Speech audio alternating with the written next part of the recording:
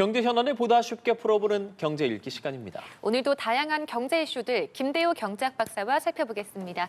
안녕하십니까? 안녕하십니까? 네, 반갑습니다. 자, 코스피 얘기 해봐야겠죠. 저희가 끝없이 오르고 있다, 뜨겁게 달아오르고 있다 항상 표현을 해주셨는데 그 뜨거운 게 지금 조금 미지근해지고 오히려 차가워졌습니다. 어떻게 보십니까?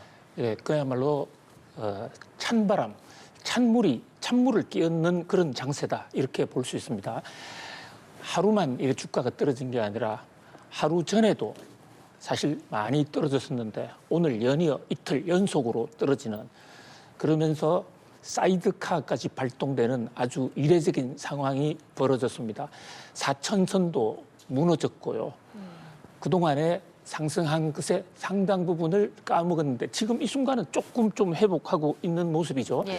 그러나 어쨌든 그동안에 하루가 멀다 하고 연일 사상 최고치 기록을 하던 뜨겁게 달아오르던 장세에 아주 찬물이 끼얹는 그런 장세입니다. 이게 우리나라뿐만이 아니라 전 세계적으로 밤사이에 뉴욕 증시도 나스닥 2% 이상 큰 조정을 받았거든요. 물론 우리나라 증시는 뉴욕보다 좀 더 많이 떨어졌습니다. 자, 이 미국서 이렇게 주가가 떨어지기 시작한 것은 그동안에 주가가 너무 많이 올랐으니까 차익 실현을 좀 하자라는 그런 수요도 있고요. 또 인공지능을 중심으로 주가가 많이 오르고 있는데 인공지능 이거 너무 과열 아니야?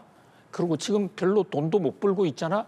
이런 어떤 의구심, 심지어 모간 스탠리 CEO라든지 이 골드만삭스의 솔로몬 CEO는 아주 작심하고 앞으로 주가 20% 떨어질 수 있다, 이런 경고등까지 내놨거든요.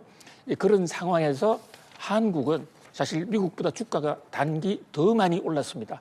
그러다 보니까 일시 조정을 받는 것인지 아니면 이제 유동성 잔치가 끝나가는 것인지 이 대목은 좀 더 지켜봐야 되겠습니다만은 아무튼 정권 시장에 큰 변화가 지금 야기되고 있다, 이렇게 볼 수 있겠습니다.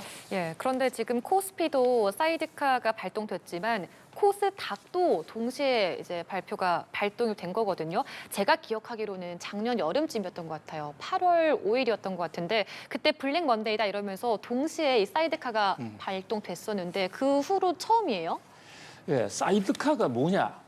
이 개념을 정확하게 알면 오늘 발동된 코스피와 코스닥에서 발동된 이 사이드카가 정권 시장에 어떤 영향을 줄 것인가를 좀 더 가슴 가깝게 다가올 수가 있을 것으로 보입니다. 우리 길거리에 돌아다니는 오토바이 있잖아요. 바퀴가 2개밖에 없으니까 그건 자칫 잘못하면 쓰러질 수도 있습니다. 그래서 오토바이에 오래전부터 옆에 사이드카를 하나 달아서 다니면 보조바퀴. 예. 바퀴뿐만이 아니고요. 예. 사이드카라는 거 옆에 사람 앉을 수 있는. 이렇게 작게 타는 그 그렇습니다. 말씀하시는군요. 사이드카라는 거잖아요. 옆에 차가 하나 있는 거예요. 예. 오토바이 옆에 차가 하나 있는 거예요. 그러니까 그게 사이드카인데 사이드카는 문자 그대로 오토바이의 안전을 위한 겁니다. 자, 정권 시장의 사이드카도요.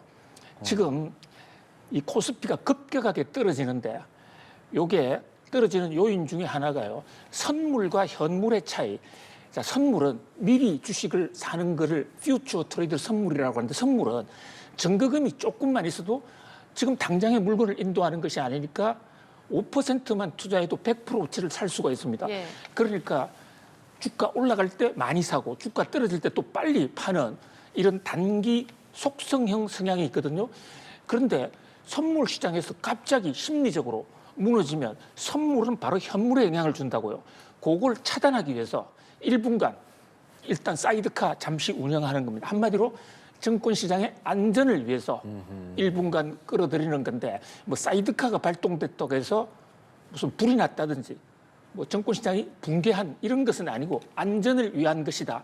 그런데 사이드카 발동 이후에 조금은 안전을 좀 찾았거든요. 그러나 지금 앵커님 잘 말씀하신 대로 우리나라 정권 시장에 사이드카가 발동된 것은 이재명 정부 들어서 처음 있는 일이에요. 또 코스닥 같은 경우는 1년여 만에 네. 처음 있는 거리거든요. 그래서 아무리 주가가 뜨거운 상황에서도 주가는 언제든지 조정을 받을 수 있기 때문에 조심해야 된다. 특히 지금은 주가가 너무 높아져 있기 때문에 이게 조그마한 소재가 있어도 호재가 있으면 주가가 급등하고 악재가 있으면 주가가 급락하는 시기이기 때문에 초보자분들 상당히 신중하게 좀 조심해야 될 그런 아슬아슬한 장세다 이렇게 볼 수 있겠습니다. 네. 조심해야 된다라는 말씀해 주시니까 이것도 여쭤보고 싶어요. B2 요즘에 뭐 정부 차원에서도 이런 부분들 경계를 함에도 불구하고 또 금융위원회 부위원장 같은 경우는 다소 뭐 B2도 일종의 투자다 그런 류의 이야기를 했다라는 부분도 전해집니다. 박사님 생각 궁금한데요. 그 경제학 학문적으로 보면요. 이 B2라는 것은 레버리지 투자거든요. 예. 레버리지가 뭐냐? 사다리입니다. 사다리. 지렛대. 우리가 물건을 들 때 혼자 힘으로 들면 사람의 힘으로는 들 수 없는 큰 물체도 지렛대를 갖다 놓고 들어 올리면 그 지렛대 역학 힘으로 뿔뚝뿔뚝 들어 올릴 수 있지 않습니까? 고대의 피라미드라든지 고대의 많은 건축물들이 레버리지 때문에 가능했던 겁니다. 그래서 원론적으로 얘기할 때 레버리지 그 자체는 결코 나쁜 게 아니에요. 그러니까 집을 사야 되는데 돈이 적다든지 주식을 사야 되는데 돈이 좀 적었을 경우에 금융기관의 도움을 좀 받아서 B2해서 사는 거 이것은 사실 너무나 상식적이고 레버리지는 원래 경제에서 그 자체가 좋은 거 나쁘다는 것보다 하나의 재테크나 자금을 굴리는 수단입니다. 그런데 문제는 이게 과해지면요. 레버리지가 과해지면 결국 사고가 납니다. 그래서 우리가 B2 하지 말자는 것은 본인의 능력 범위를 넘어선 거 하지 말자 이런 얘기지. 돈을 아예 빌리지 말자. 돈을 한 푼도 안 빌리면 은행이 망합니다. 그 은행원들 당장 길거리 나가지 않습니까? 그런 면에서 권대영 부위원장의 원론적인 얘기, 뭐 B2도 투자의 일종이다. 100% 공감을 합니다. 그러나 지금 상황요. 지금 상황은 통화량이 엄청나게 많이 풀려 있고 부동산 증권 시장에 버블이냐 아니냐 이런 얘기가 나와 있는 상태에서 또 B2가 그동안에 굉장히 금융에 버블을 만들고 이게 붕괴 위험 경고등이 많이 나온 상태에서 굳이 금융위 부위원장께서 레버리지 투자 강의를 할 필요가 있었나? 그냥 원칙론만 얘기하고 넘어가는 게 현명하지 않았냐 그런 면에서 혹시 잘못된 착시 현상, 금융위 부위원장이라는 자리는 금융 안전을 최고로 하는 자리고 거기는 금융 투자 촉진위원회가 아니란 말입니다. 그런 면에서 조금 앞서 나간 것이 아니냐. 그렇다고 해서 말 자체가 뭐 완전히 틀렸다. 이렇게 뭐 일방적으로 뭐 이 분위기를 몰아갈 필요는 없을 것으로 보여집니다. 예, 한편 비트코인도 10만 달러 아래로 떨어졌습니다. 이게 올해 6월 22일 이후에 처음 있는 일인데 그 당시에는 미국이 이란 핵 시설 공격해서 중동발 긴장이 고조돼 있었단 말이죠. 그렇다면 이번에는 그 배경을 어디서 좀 볼 수 있을까요? 예, 비트코인 주식 먼저 떴던 상품이죠. 비트코인뿐만 아니라 이더리움, 리플, 뭐 솔라나, 카르다노, 가상 자산, 암호화폐라는 이름만 달면 엄청나게 올라떴습니다. 이 비트코인이 크게 오르게 된 첫 번째 요인은요. 인플레 해치. 미국이 통화를 계속 많이 푸니까 또 국채 발행을 늘리니까 통화량이 늘어나면 인플레가 올 거야. 그런데 가상화폐, 특히 비트코인은 그 총량이 제한되어 있거든요. 그래서 인플레 해치용으로 나온 것이니까 이럴 때는 비트코인이 유망하다. 이래서 많은 돈이 비트코인 쪽으로 갔습니다. 예.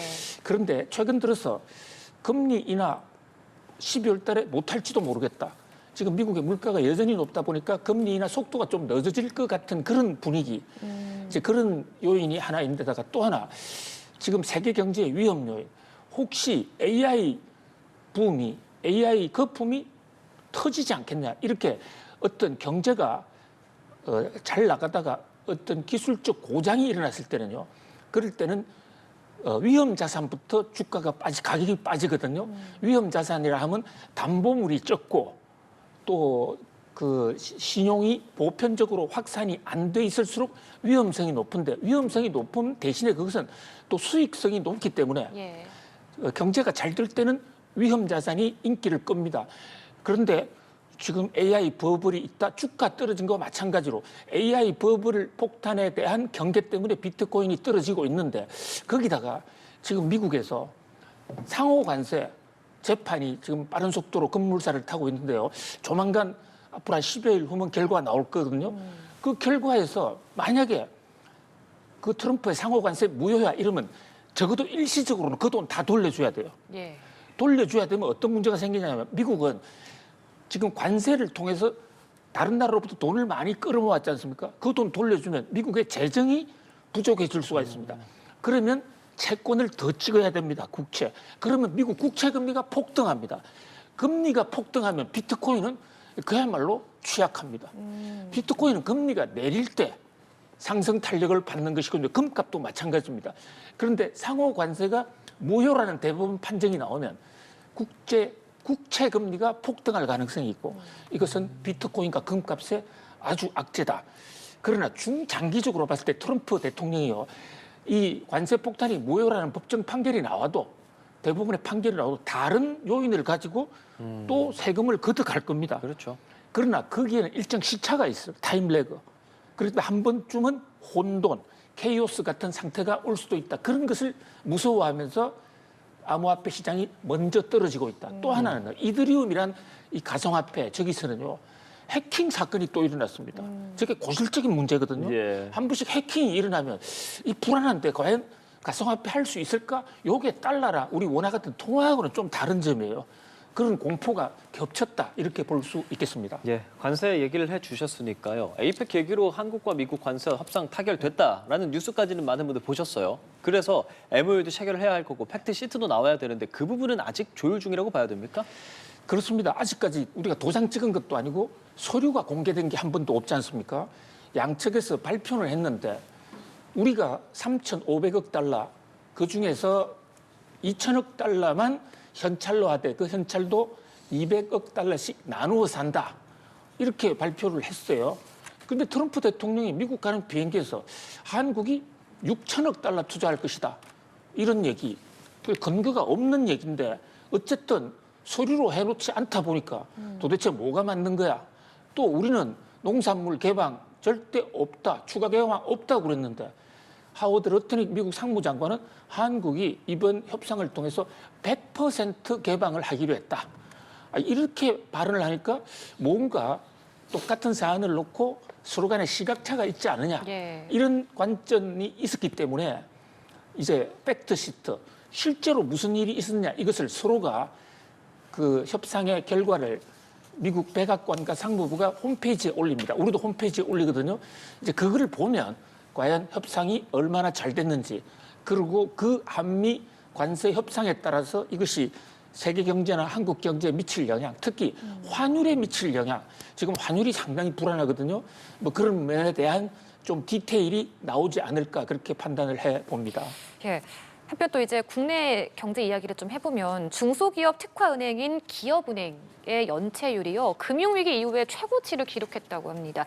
이게 돈 못 갚는 중소기업이 늘고 있다라고 해석해 볼 수 있을 텐데 그만큼 내수 경기가 좋지 않다라고 볼 수 있는 거죠. 두 가지 측면입니다. 우선 경기가 정말 좋다면 뭐 기업은행에 연체가 될 가능성이 별로 없죠. 잘 안 팔리니까 은행에 돈 빌려 갔는데 사업이 안 돼서 그 돈을 못 갚는다 이렇게 볼 수가 있고요. 이게 1% 올라간 것은 상당히 높은 수준입니다. 연체율 1%. 100개 빌려주면 그중에 하나는 돈을 못 갚고 있다 이런 얘기거든요. 또 하나 요인은 현재 지금 이 정부의 금융 정책하고 상관관계가 있지 않나 전문가들 분석입니다. 무슨 얘기냐면 부동산 담보대출 하지 말라. 그래서 LTV, DTI 다 죄고 돈줄을 막았지 않습니까? 그런데 은행은 결국 기본적으로 대출을 해줌으로써 대출 이자 받아서 생존하는 기업이에요. 대출 안 해주면 은행의 기능이 스톱하고 은행이 망할 수도 있습니다. 그런데 담보의 안전도 문제만 놓고 보면 역대 역사적 경험이 가장 확실한 게 부동산 담보대출이에요. 특히 아파트 담보대출을 해놓으면 그거 한 LTV 7, 80% 해놓으면 웬만하면 아파트를 그냥 차압을 하면 되지 않습니까? 그런데 기업의 경우에는 좋은 기업도 많지만 어떤 기업은 이미 적자인 기업도 있거든요.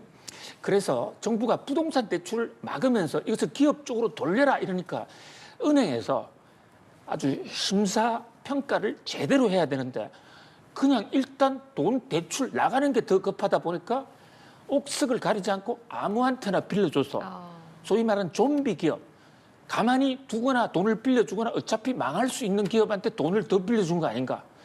기업은행의 대출 연체율이 특히 높다는 것은 다른 대출에 비해서 중소기업 대출이 지금 연체가 굉장히 심하다. 이 두 가지 측면을 볼 수 있기 때문에 그 진상을 좀 파악해 볼 필요가 있을 것으로 보여집니다. 진상이라고 말씀하시는 건 그 대출을 내주는 데 있어서 뭐 정책적인 생산적 금융을 강조하는 정부의 기조 뭐 이런 것들을 포함해서 말씀하시는 겁니까? 그렇습니다. 예.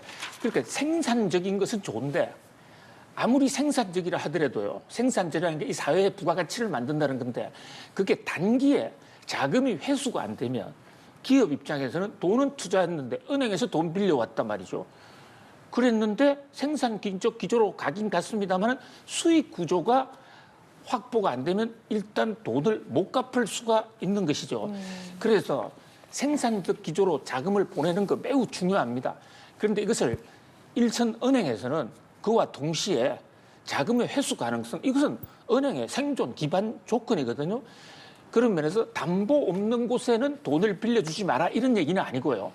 담보가 없더라도 기업의 사업성 평가, 심사 기법 이게 지금 굉장히 많이 발전해 있습니다. 여러 가지 지표를 보면 이 잘 될 기업, 안 될 기업을 좀 미리 가려낼 수 있고 또 부도를 미리 막을 수가 있는데 거기에 좀 더 우리가 노력을 해야 되겠다 이렇게 보여집니다. 알겠습니다. 오늘 말씀 여기까지 듣겠습니다. 김대호 경제학 박사였습니다. 고맙습니다. 고맙습니다. 감사합니다.